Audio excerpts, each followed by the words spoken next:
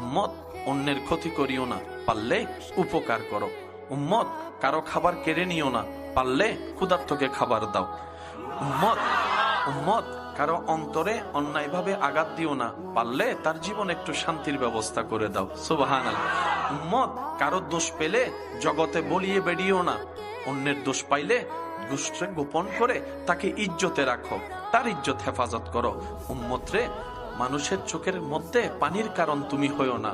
উম্মত, তুমি চলার পথে রাস্তায় কাঁটা দেখলে, পেরাক দেখলে সরিয়ে দাও, যেন অন্য ভাই তোমার কষ্ট না পায়। উম্মত রে, এক কথায় পৃথিবীর মালিক আল্লাহ তোমাদের কাছে আমানত দিয়েছে, আমানতদারিকে আমানতের মধ্যে রাখো। পৃথিবীকে ধ্বংস করিও না, পৃথিবীকে নষ্ট করিও না, পৃথিবীকে অশান্তি করিও না।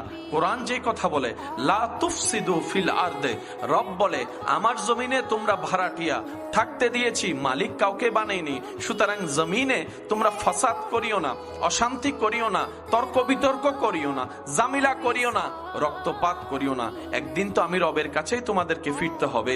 নবী বলে, উম্মত রে, যেভাবে পারো অন্যকে ভালো রেখে নিজে ভালো থাকো। হাজার ব্যস্ততার ভিতরে তোমার রিজিক দাতার দরবারে সিজদা দেওয়ার সময় বের করো।